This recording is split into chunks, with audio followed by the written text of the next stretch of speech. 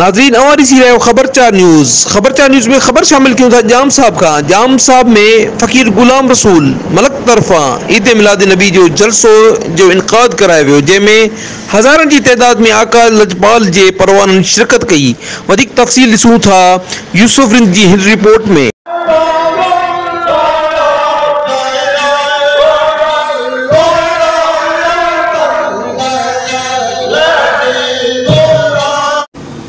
नवाब शाह जो जाम साहब में फ़कीर गुलाम रसूल मलक तरफ़ा ईद मिलाद नबी सल्लल्लाहु अलैहि वसल्लम जे जलसे जो इनक़ाद करायो, जंहिंमें हज़ारनि जी तइदाद में आका सल्लल्लाहु अलैहि वसल्लम जे परवाननि शिरकत कई। ईद मिलाद नबी जे जलसे में शाह अब्दुल लतीफ़ भिटाई जे फ़कीरनि तांबूरनि जी तंद ते वाई गाई ॿुधंदड़नि ते वजद तारी करे छॾियो।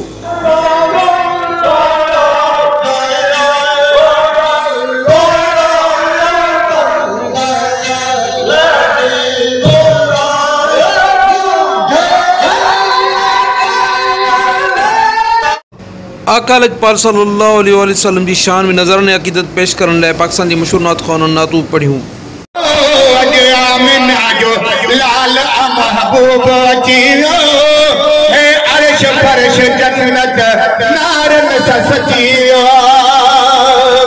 दरगाह फैज़ हाशमी जी सजाद नशीन सूफ़ी वसफ़ा फ़कीर अली नवाज़ हाशमी ईद मिलाद नबी जे जलसे में ख़िताब कयो।